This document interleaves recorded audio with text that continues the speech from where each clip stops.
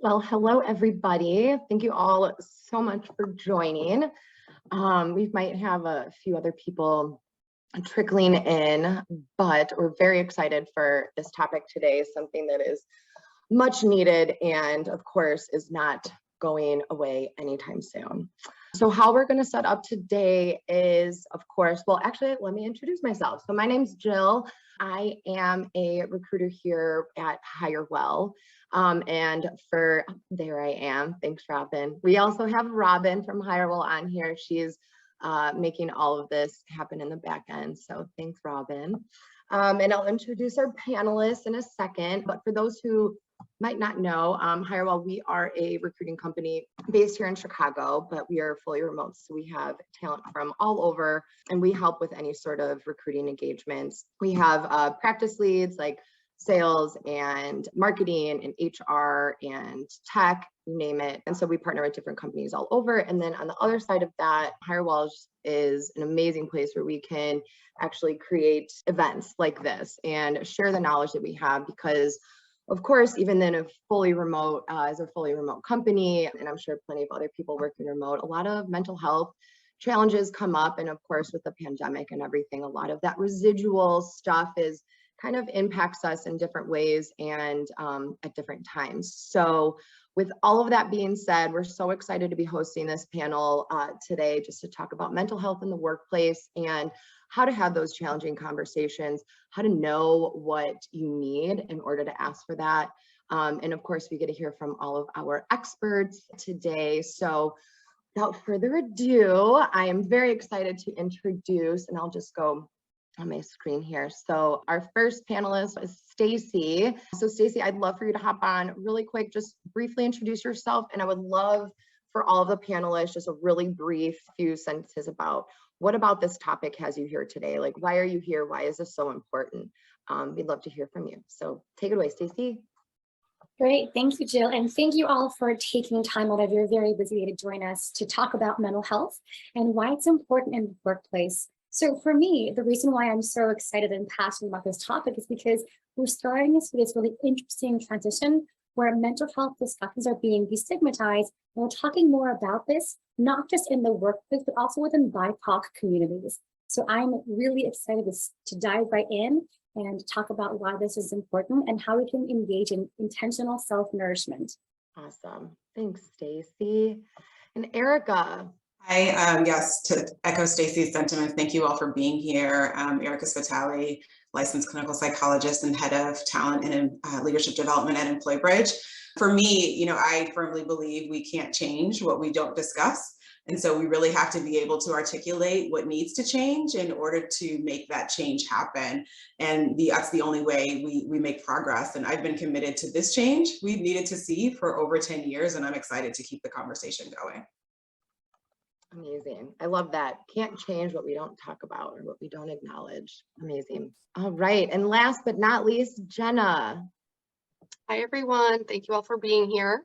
So I'm Jenna Quinn Lancor. I'm the founder of Head First Health.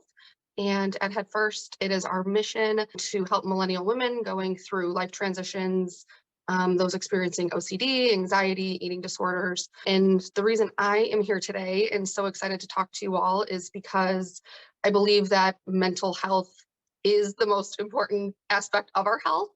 So even in our name, Head First, we believe in all aspects of health, but really prioritizing our mental well-being. So I'm excited that we are able to talk about it and how it relates to the workplace, because we spend most of our waking hours at work. So to be able to combine these two topics is really exciting. Amazing. Thanks, everyone. All right, appreciate that. All right, so we are going to kick things off with a quick little poll. I would just love to know, just how is everyone feeling today? We'll get the other ones answered a little bit later. All right, awesome. Okay.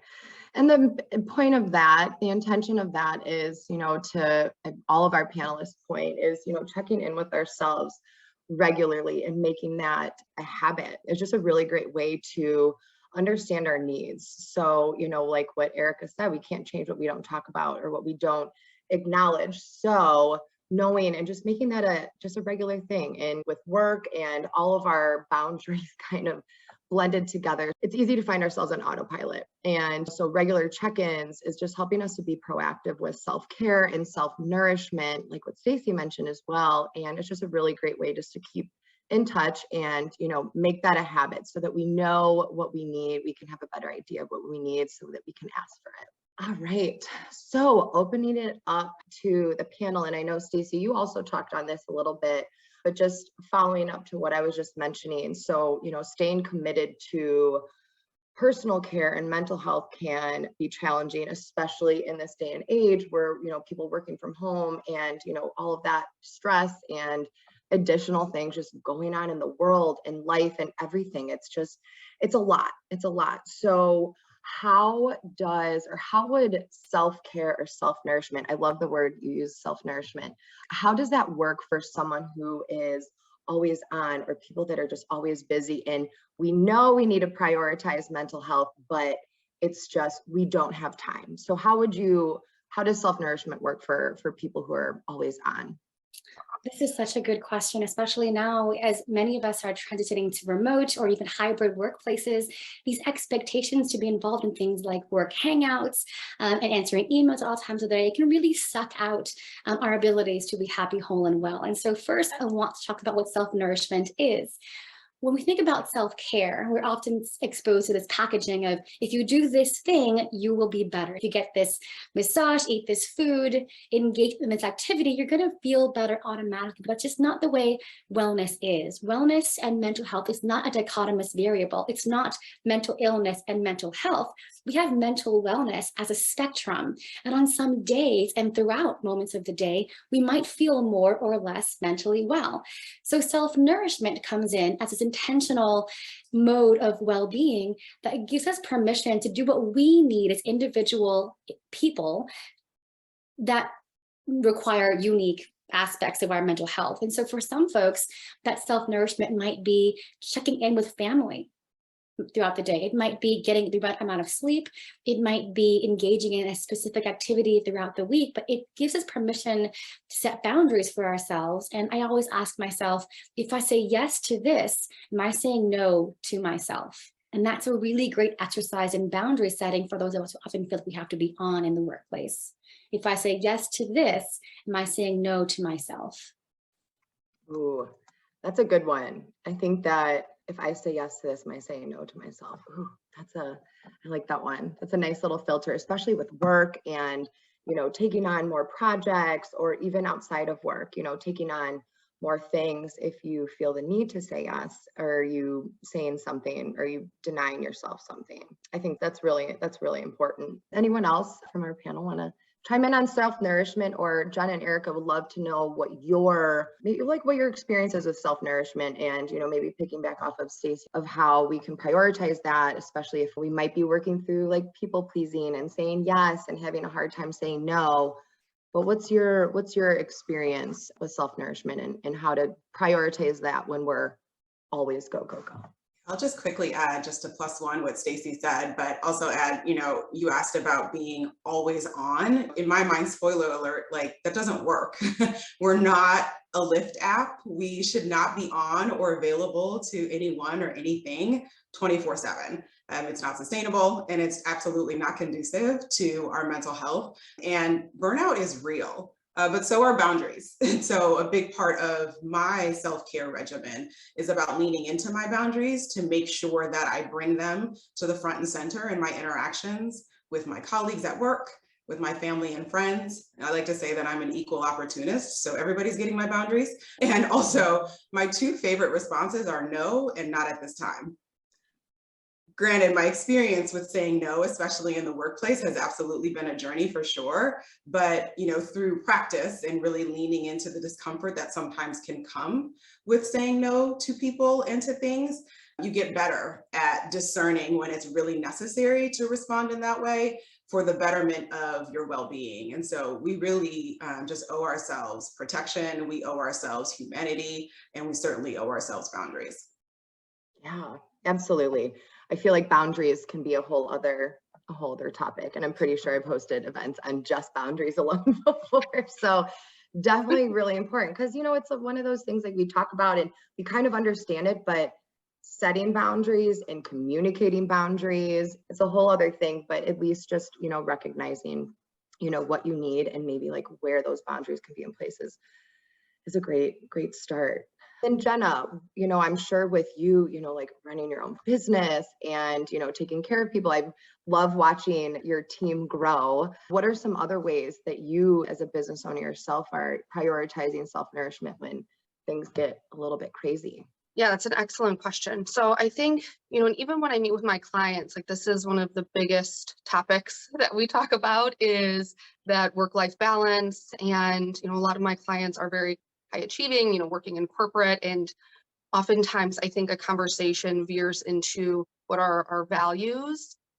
So being able to identify like, if my job, if I really, really value it and it's really important to me to do an excellent job, or they will say, like always be on, it's like, how do we then find that balance? Because some jobs do demand kind of always being on. And I know now, right, like as a business owner, like my job demands that of me too. And I do feel like there's a lot of times where I have to be on. And so being able to validate that, right, for my clients of, okay, this really matters to you. And this is something that you feel like you have to kind of run on all cylinders, having that conversation of, can we lower that expectation just a little bit? Because as Erica and Stacy, as you all were saying, like, not even a computer runs on all the time. So can we take some rest? And then, if we decide, right, because we make that decision, like I'm making the decision to be on, or I'm making the decision to have this role that requires so much of me, then we also have to make the decision of what do we do when we're not in that role, so that we really can refill our cup and replenish ourselves so that we're not feeling so depleted. And then we're not, having those feelings of resentment and burnout. So I always say, if you are going to agree to be on and run at full capacity, you just created like a second job for yourself, which is that self-care, self-nourishment of looking at like, all right, then how do I refill? Because I really, really do want to show up, in full capacity the following day. I love that. Yeah, I think that's very interesting. It's a decision to be on all the time. Yeah. And I think like, especially with values, and for those who don't know, my past life, I was also a health and a life coach and career coach. I did coaching for a while. And that was always something, no matter what challenge anyone came to, about work-life balance and how do I prioritize? I know I need to be doing these things. And, sometimes it just comes back to values. What's most important in your life? What do you value? If you value time with loved ones and, rest and, taking care of yourself, well, what are you doing now that goes against that? So I think that's always important to get back to what's important to you. Amazing. And so in addition to, kind of that whole conversation about how to just stay mindful of self-nourishment, no matter what capacities or environments we might be in. And I love it, Stacy says, mental wellness, it fluctuates, right? It fluctuates even throughout the day. And so something that of course is really important to mention as well, Erica and Stacy. So with that, so how do you stay mindful of self-nourishment when you occupy spaces with marginalized identities or environments that might not allow for self-nourishment? Would love to hear from you too about that. I can start. Yeah, no, I think it's a fantastic question and one that we've been asking, I think, for quite a long time. But it can be challenging for sure. For me, my identity as a Black woman is an essential part of who I am and how I show up in this world. And, when I think about the workplace, there is an emotional tax that comes with being a Black woman in corporate America that can be very exhausting and lead to the burnout that I mentioned earlier.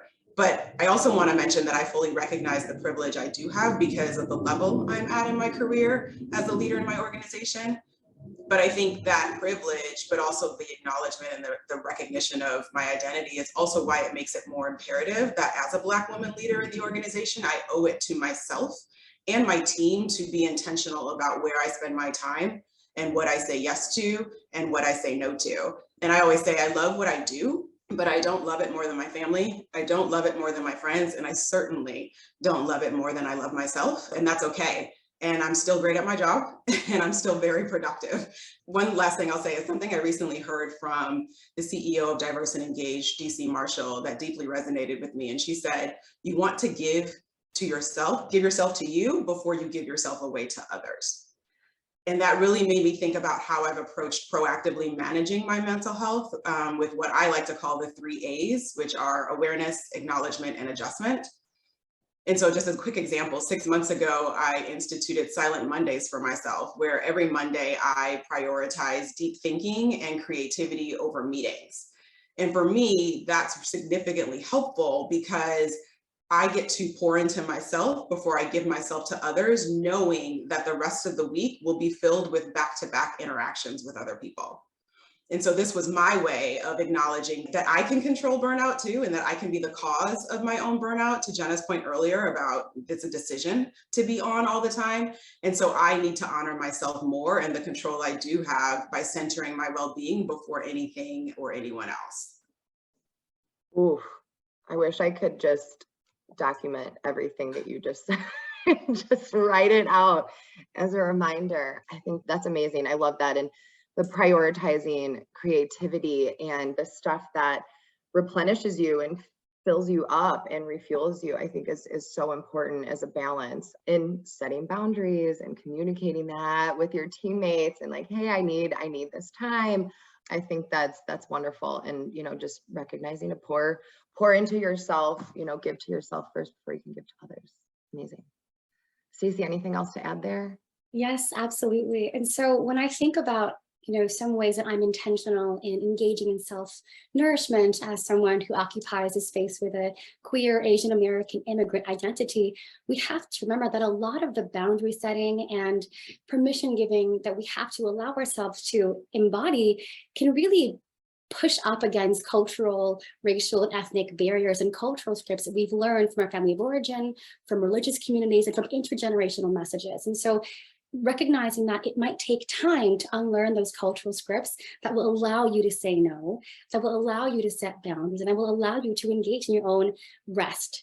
Remember that rest is a radical act of resistance, and we don't have to choose to respond every time we are around microaggressions or oppression in the workplace. It's okay to say, I'm going to put a pin in that. Maybe I'll circle back, maybe I won't, but I don't have to be the spokesperson for every act of oppression that happens around me that impacts one or more of our identities. So being intentional in the responses that we do have, and remember that it's okay to set boundaries, and that unlearning these cultural scripts take time.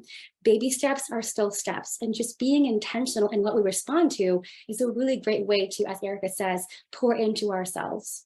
Amazing. Yeah, I think that's, and I know we talked about this before, but this topic alone could be a whole other next webinar, maybe a speaker series. But yeah, I think that's just really important as a reminder, like these things, they take time, right? No matter what, these boundaries and unlearning past experiences or pre-programmed beliefs and things like that, it takes time, but stay committed to yourself and circling back to your why you're doing this work, why this is so important, can really help to stay on track there. Amazing. Thanks, ladies. All right, so I know that we already shared all of the polls at once for today, but we wanted to shift gears a little bit more into, so we talked a lot about our personal self, right? And how to prioritize that no matter what the challenges are, how to stay committed, how to self-nourish, and how that might look like in different capacities. And so really kind of shifting more into, because of course we have our responsibility, right? We are responsible for ourselves first. In fact, there's not much in the world we can control besides ourselves. I need that reminder more often than not. But of course, there's the other component of our companies and our leaders and the businesses and corporations that do also have a responsibility as well. And just recognizing where's that line. It can be pretty hard to navigate that. And navigate that space because we just don't know, right? So once we understand more about ourselves and what we need, then, we can learn to have those conversations with our employers or with leadership to, figure out what else that we need. And so poll question number 2 was, do you have sufficient mental health support at your workplace? So let's see. So we have Majority of people say yes.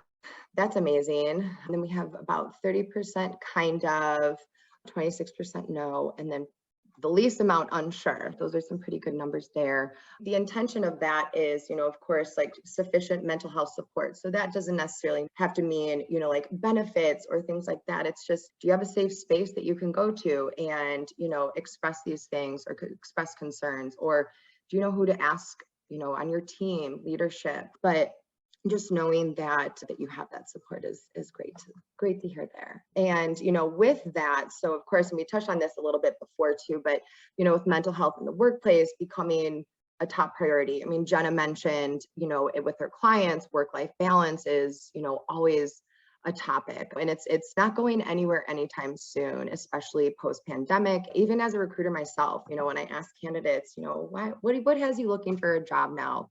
So many people still continue to say balance and, work-life balance or, mental health, resources, all of that. So it's definitely really important. And, companies are starting to listen, right? I can talk about Hirewell for days on, the mental health support that we receive and those resources and benefits, but companies are still starting to, pick up slowly but surely. But I think we're getting to a place now where having these conversations is not a surprise. So for the panel, I would love to hear, what do you think has shifted? Or even why do you feel that companies are caring more? Why do they feel that this is important? And, what do you think has shifted? Stacey, want to kick that off? Well, I think that our society is more lonely than ever before. There was an Ipsos study that reported that 2 in 5 people globally feel more lonely following 2021. We also know that loneliness, which is a subjective experience of not feeling disconnected, not feeling connected, it's a huge predictor of premature death and a number of health risks. However, just having one best friend in the workplace significantly reduces that risk and is a huge protective factor for well-being. So we know that mental health distress and loneliness combine in ways that negatively impact innovation, negatively impact creativity, and also are linked to things like job retention, work issues, and other kinds of stressors in the workplace. And so we know that on average, it takes a company 6 to 9 months of an employee's salary to replace them after they quit their job. So let's say an employee is making $60,000 a year. That means the company has to now spend between $30,000 and $45,000 to recruit and train the next person. So we're seeing a higher rate of quitting these days. And so I think it would behoove companies to really focus in on this. A lot of the loneliness and mental health distress can be negatively impacting the bottom line and the financial issues of the companies. Yeah, I think, oh my gosh, that was another thing I want to take all of that information and those studies. I think that's really important to note, just having that connection, right? That's a basic human need. Basic human need is connection, or one of them. And, not having that, especially in remote, for people that work remote, we're in our own bubbles and we are only bouncing, thoughts off of ourselves. And, if we don't have those, the strength or the mental health or the wellness for that, it can create a lot of stress, leading to disconnection or quitting. So I think by companies recognizing that and investing in their employees and, just prioritizing that, I think, that can come with mentorships or things like that. But Jenna, I would love to hear from you as well on what are some ways that with companies taking responsibility, what are some practices or types of benefits that you have discussed or maybe that you've implemented for some of your employees or that you've heard about just from companies taking more responsibility? One of the reasons I started Head First Health was just because of what I experienced when I worked at other facilities and hospitals, other group practices, and just kind of taking note of what's going well and what's not going well. And I vowed, when I start my own practice, that I'm really going to create an environment that I want to be in because I am in it, right? And so I feel like my job is really to allow my clinicians to have the best environment and the best life possible, right, of what's in my control. And so I believe that if we take care of our employees, they'll take care of the clients. So I always say my number one priority actually is my clinicians. And if they feel good, then I know that's going to translate into being able to care for their clients. And so I think a lot of workplaces are catching on to that, because when I do meet with my clients, they don't discuss difficulties with, salary, compensation. They come to me because they're dissatisfied with the culture and they feel like they're not valued. And so I think because now we're prioritizing our mental well-being and we're seeing this is imperative for me to have. It's not just an add-on, right? It's like something that actually needs to be had in the culture. And then we're brave enough to voice that. So even this conversation today, right? Having that courage to have that real conversation of this is necessary. I think that's forcing in a way for companies to listen and to be able to adjust the culture and ensure that it's really enhancing everyone's lives, right? Like, not this is just a job, but this is something that's going to add to your life. Yeah. Yeah. And that brings me back to what Erica had said before. Like, I love what I do, but I don't love it more than myself or my family or, things like that. And I think like with companies, like slowly prioritizing this, it can look different. It can look different for everyone. And so with that, would love to open it up to the panel as well, is trying to figure out this line between like our personal responsibility and taking care of ourselves and setting those boundaries, but kind of circling back to that original question of like what's shifted or why should companies care?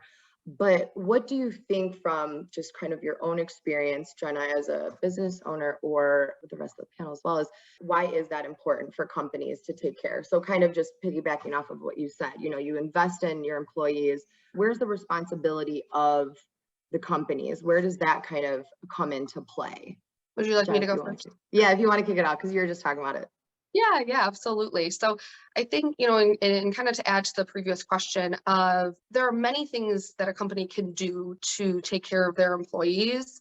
This is going to vary though, company by company, and also what the employees' needs are. So I think the biggest thing is creating that safe space where people feel listened to, so that when, again, in my experience, when my clinicians come to me, I'm so honored that they feel safe enough to say like, hey, this is what I'm needing, or can we shift this? And then having that conversation. And so even today being like, this is a conversation. And so we're able to discuss like, these are my needs. And then how can the company meet me in the middle here? So I think first and foremost is knowing like, what are the small little tweaks that I want to make?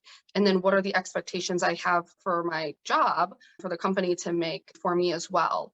So I think being able to even just sit down, and I encourage my clients to do this, like just sit down and make a list of like, what are some things that are in my control? And then what are some things that I want to be adjusted when I talk, to my manager or my supervisor, so that we can kind of then brainstorm like, okay, how can we begin that conversation? Yeah, I think that's just kind of circling back to, the intention for all of this is, identifying what we need first, so that we can ask our employers or, find a safe space for that.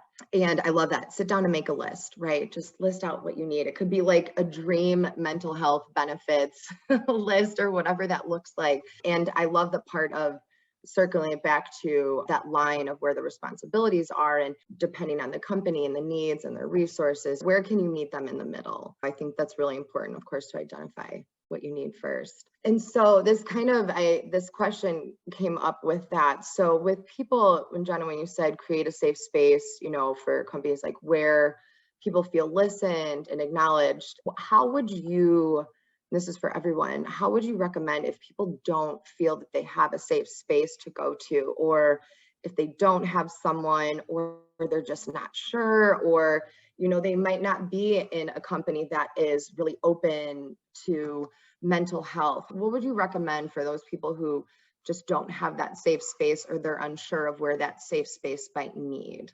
I mean, I think the first thing I think about is hopefully, to your point, if it's not safe enough to have open dialogue, that the company at a minimum has deployed some sort of confidential channel where employees can voice more vocally but privately their needs and desires. And so something like surveys where you're checking in with the organization with a regular cadence to see how their experience is going in and out of the workplace. So if safety is truly a concern, I think at a minimum, if your company is offering those type of privatized channels, leveraging those and leaning into those to be able to speak up. I mean, I think the other thing that comes to mind, but I fully recognize that this comes with extreme privilege, is really thinking deeply if this is the space and place for you to be. If you do have the luxury of choice, then really being honest with yourself if you need to make a different decision and what that decision needs to be. Yeah, that's a tough one. That's a tough one. Definitely been in that place before where it's challenging, and especially if you enjoy the work, but if it's just not, conducive to what you need. But I appreciate you recognizing, that that's not everyone has the luxury of being able to choose that, but at least you can start to think about it and maybe take time to seek out different companies or even industries that might prioritize that a little bit better. So you do have that safe space. And then that also goes back to, what's the most important. If that is super, super important to you and it impacts you on a daily basis, gotta figure out what are your values, right? We spend every day working, right? And if our mental health is suffering, then we gotta make some changes, take some action there. So I appreciate that. Okay, so does anyone else have anything else to add there? Just about how if people might not have the safe space, what you might recommend for them and how to seek that or figure out how to ask for what they need. I think this is a very difficult conversation. And I so appreciate Erica's mention that it is a privilege to be able to say, well, perhaps I'm navigating a space that doesn't really accommodate or value who I am or what I think is important, which could be my mental health, which could be, one or more of my intersecting identities. And it is also possible that when we're in those places where we feel a little bit stuck, we can still supplement, we can outsource, we can build relationships, we can build friendships and cultivate a community that's both including members of your workplace and also out of the workplace, where you can have these discussions and, label your emotions and validate the experiences of feeling unheard, unseen, and unimportant. And we know deep in our bones at a visceral level that to be seen, to be heard, to be valued, these are important parts of who we are as social herd animals, right? I would love to see how many of you attendees have watched Avatar, not the Airbender version, the Blue Cats version, because this was a blockbuster hit.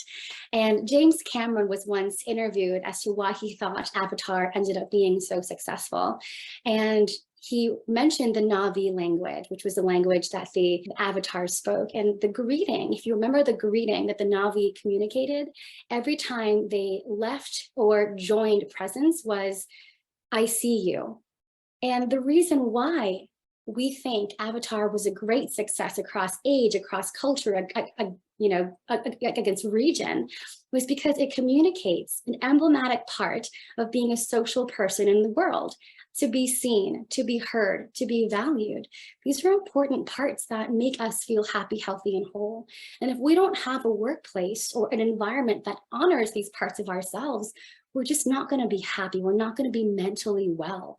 So whether that means finding spaces, finding people that see you, maybe out of the workplace, maybe cultivating your community of folks who see you in other areas, we can absolutely supplement, we can absolutely outsource in those areas too. So I empower you, I invite you to think about who is it that when you're with them, you feel seen, and do more of that. Spend more time with those people because they're the ones that are going to help kind of heal that heart space that you might not be getting in the workplace. I love that. I actually didn't know. I love the movie Avatar, but I forgot about that part. I see you. I think that's so powerful. Oh my goodness. On every level, kind of gives me goosebumps a little bit, because that's even in communication and brief conversations, and especially in this day and age where, people are on their phones all the time and laptops, and we're missing out on being seen and feeling heard. And, especially with acknowledging, our needs in the workplace. And if we don't, I appreciate you sharing that, if we don't, have that safe space, outsource that to, find out what you need. It doesn't have to necessarily just be in the workplace. Unfortunately, you might have to get a little bit creative on what that might look like, but again, just prioritizing yourself and what you need and just building those connections, because you never know. Maybe that person you connect with has a really great, job for you. You never know. But I really do appreciate that. I see you.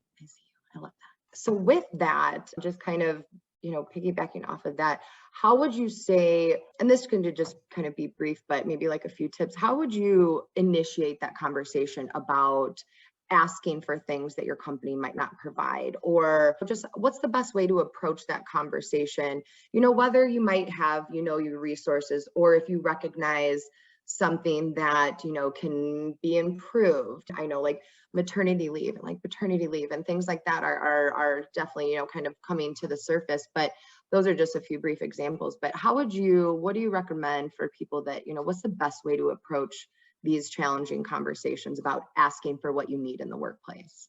Yeah, I think that's really tricky again, because we talked about like safety, right? And trust. And I love how Stacey mentioned earlier around kind of unraveling cultural scripts. And so depending on how you identify, speaking up may not even be a norm for you. It may not be, right, something that you are accustomed to. And so I think I kind of want to pivot back, because I think we started with personal responsibility, but I want to kind of put the onus back on the company for a second, because if I'm running a company or I'm owning a business, I think I should be regularly asking, how do my employees become better by being here? Like, I should regularly be asking myself that, and I should know what that journey looks like and what that feeling feels like, right? And if I don't, then I've got some work to do. So I think it's part, yes, employee hopefully feeling safe and comfortable to speak up, but it's also me, business owner, CEO, et cetera, regularly checking in and doing my due diligence to ensure that what I think is happening is actually happening. The experience I think I'm designing is actually coming to fruition. I kind of want to help us marry the two a little bit and put some of that back on the company. And back to Jenna and Stacey's point, support, psychological safety, and emotional inclusion is the company's responsibility.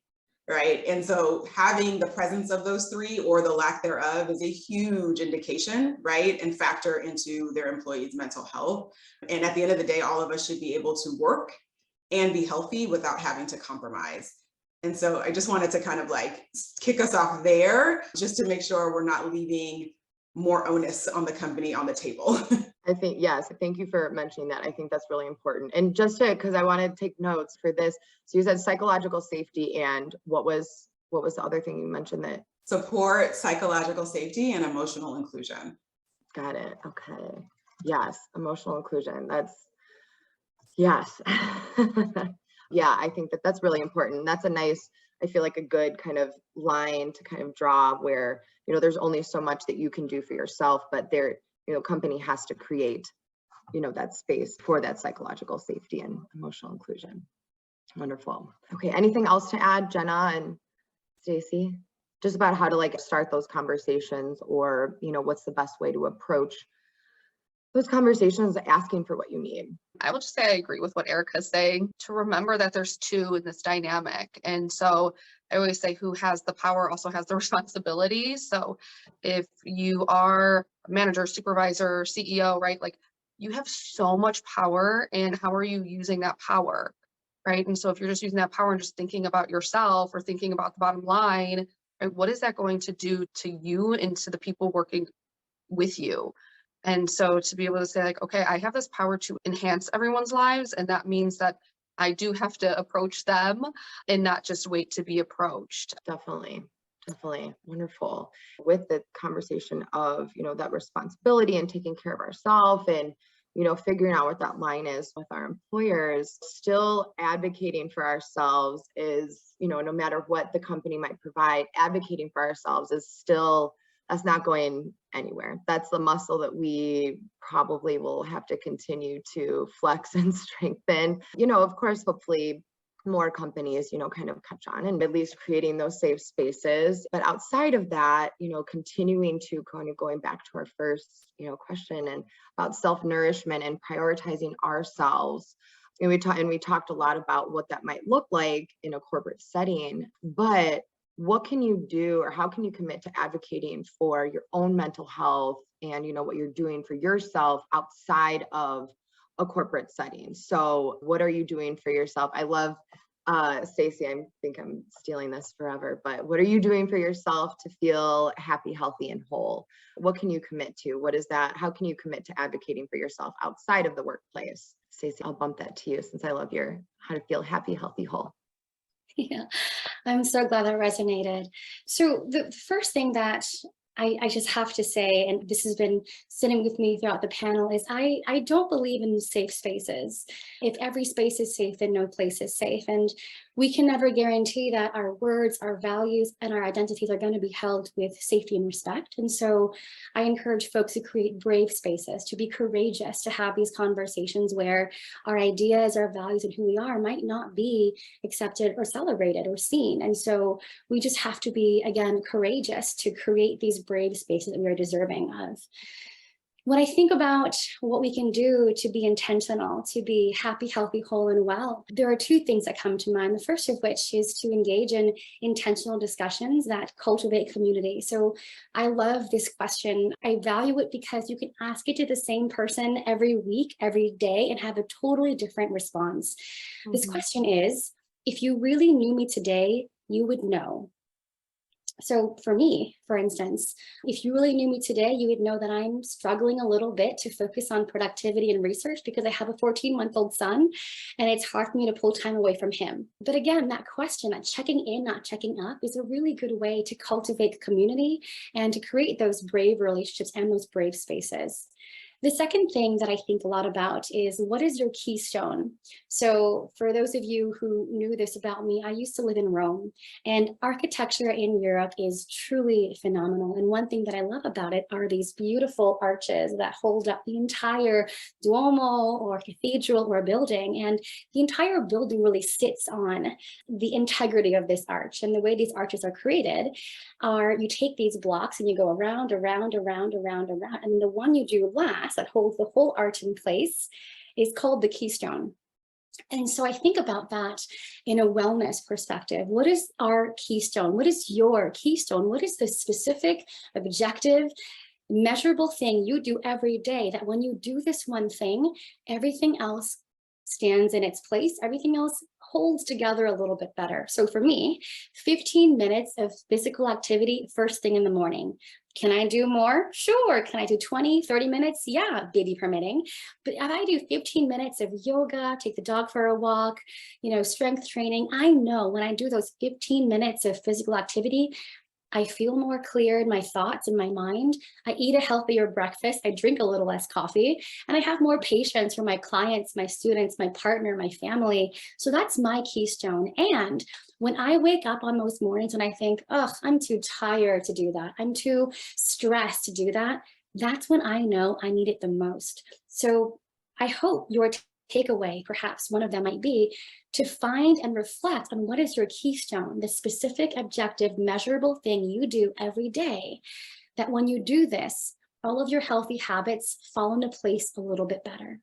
I love that. I'm so glad that you brought up the keystone, because we talked about that in our first conversation and I just went bonkers for it because I think I love that. And thank you for also bringing up that brave space and kind of reframing that, because I think that when you said that, I was like, oh, yep, that's it right there. Because I think it takes a lot of courage to show up, and even just to, whether you're creating that brave space or you're, engaging in it, I think that's a very, very important reframe. So thank you for sharing all that. I do want to save a few minutes for Q&A, but Jenna and Erica would love just to hear briefly from you. What else do you recommend for, keeping yourself happy, healthy, and whole outside of work, and how to commit to advocating for yourself? I +1 to what Stacey mentioned, and it's interesting that Stacey used the word keystone, because I had it as, kind of what's your success routine? And for me, I kind of retranslate that to, what is my ritual for ensuring my well-being? What is my ritual for ensuring my sanity? So I love that there's more of a word versus a question.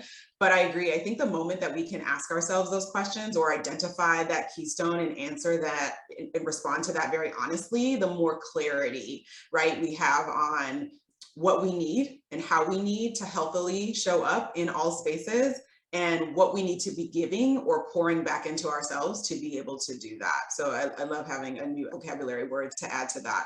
I think the other thing I'll say is, look, for the record, I fully endorse therapy, like wholeheartedly, and believe that everyone, regardless of, to Stacey's point earlier, your mental wellness spectrum, no matter where you're at on that spectrum, I believe we should be leveraging therapy as a preventative health measure when possible, similar to getting your regular checkups. Therapy is not just for when you are on the low end of the spectrum or a specific, end of the spectrum. It is all the time great. And so I fully endorse that. So I just wanted to add those two things. Okay, thank you. Yes, team therapy, of course. And shout out to Robin for she created a mental health resources doc and a little step-by-step on how to, search for therapists or, any sort of specialty that you might need. And I did that and followed along, and here we are, therapy. So I shout out to Robin for that. But I appreciate that. That's all very important. And Jenna, last but not least, anything else to add there? Yes. So for me, the word I use is foundation. And I said, check in with myself and check in with my clients, like, how is the foundation? And the foundation consists of sleep, nutrition, exercise, and decompression. So sometimes it really can be something as small as like, oh my gosh, I haven't had any water today, right? Or, oh, no wonder I'm feeling this way. Like, I only got 5 hours of sleep or 6 hours of sleep when, really my point is like 8 to 9. That's my sweet spot. And so once my foundation is taken care of, then it is more about how do I incorporate that joy into my life. So what I like to use is something called like the joy piano, which, piano has 88 keys. And because of that, you can create these beautiful masterpieces. And so if a piano, you only play the same 2 keys over and over, which is oftentimes what we do the same 2 self-care things, or the 2 things that bring us joy, and we do it over and over and over again. And we wonder why life can feel so dull. So for me, I really like to I created a list of 88 things that cultivate joy. And again, it can be something as big as going on a vacation, or something as small as just staring out and looking at nature for a few minutes, or looking at the plant, in my office. And then if I'm starting to feel kind of like that lackluster, it's like, oh, I haven't done anything new from that list. So really being able to hold those 2 things, do I have the foundation taken care of? And then can I implement more of the joy into my life?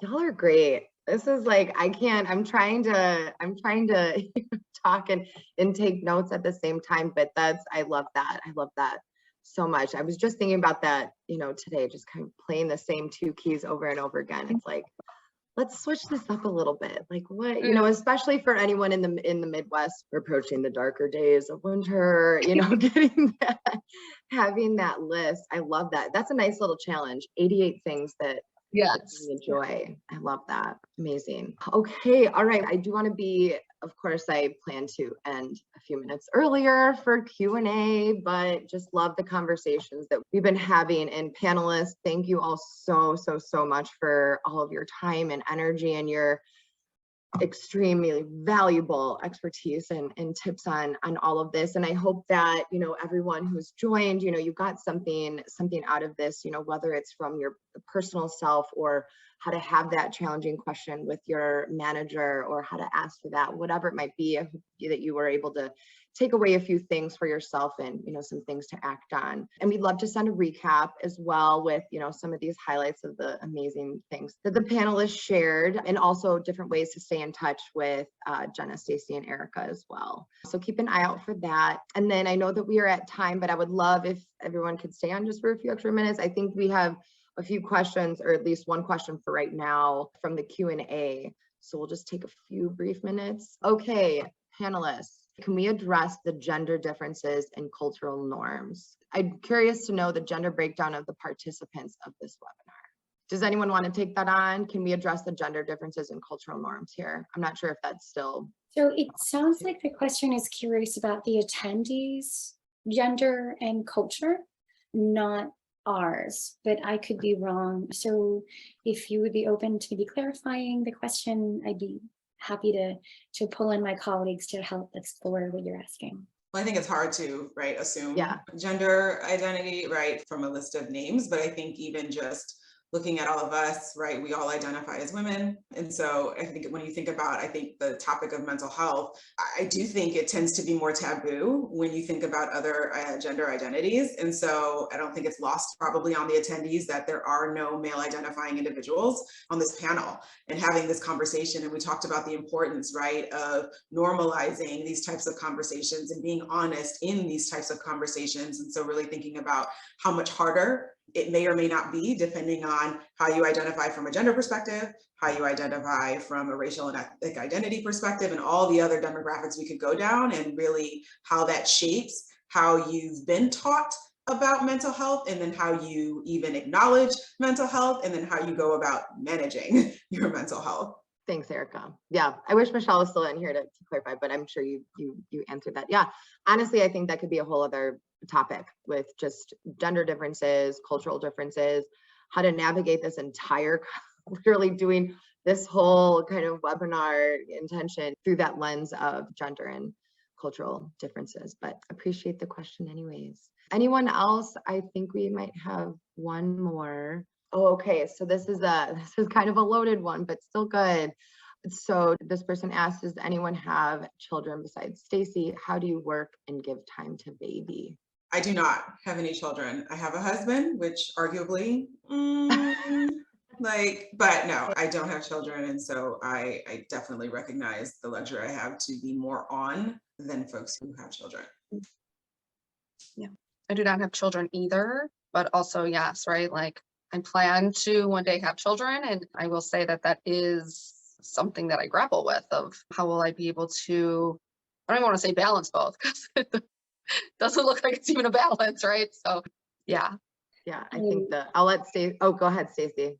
Sure. I so appreciate this question, Ayoka. And for me, when I had, his name is Kit, and when I had Kit, it was a really intentional process of unlearning the intergenerational trauma that I carry as an Asian American immigrant of, be successful in work. And if you're successful, your family will also be happy. But that's just not what we know based on attachment and in healthy parent-child relationships. And so for me, I'm someone who very much values and attributed a lot of my value to my work accomplishments. And it was a really hard, it continues to be, a difficult process of unlearning that my value isn't limited to what I do in the workplace. My value isn't limited to my research publications or the courses I teach or the clients that I serve. My value extends beyond that. It includes my legacy. And when I think about my legacy, gosh, what do I want my legacy to be? When I'm old in my bed dying, probably not going to wish that I worked harder, probably not going to wish that I published more papers, did more webinars, wrote more books. I'm going to think, gosh, I wish that I would have spent more time with my family, with my partner, with my parents, with my siblings, with my son, because our legacy is the people whose lives we touch. And yes, that can be in the workplace, but beyond that, right? We are people who are social beings. And so I invite you to consider what it might look like to focus on cultivating your family and recognizing that your value is not limited to work, nor is it your family. It's going to vacillate. And some days I do a lot of work and not as much baby time. Other days, like all Monday, I'm just mom, and I love that. And it's motherhood is a practice in mindfulness. It's being in the moment without judgment, and then not wishing that I was answering emails, not wishing that I was seeing that client. It's just being here with this tiny person who sees me. And then in the next moment, if I'm at work, being at work and knowing that I gave wholeheartedly of myself when I was with my son, and I'm giving wholeheartedly of myself when I'm at work. And it will be a different challenge every day, and you're doing just fine. I'm so proud of you. You're getting me all choked up, Stacey. Oh my goodness, that was, I didn't know I needed that reminder that you value extends beyond work, and it's not limited to the workplace and what you do. There's so much more to that.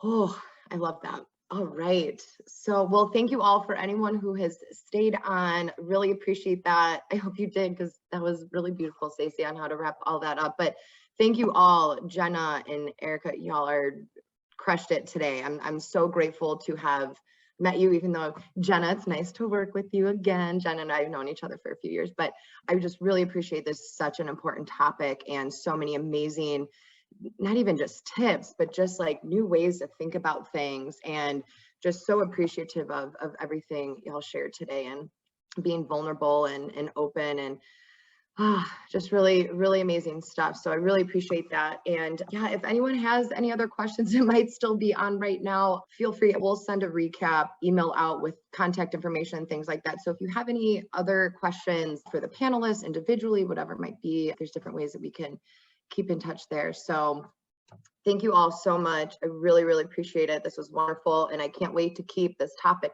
going, because it's not going anywhere anytime soon. So thank you all so much, and we'll see you soon.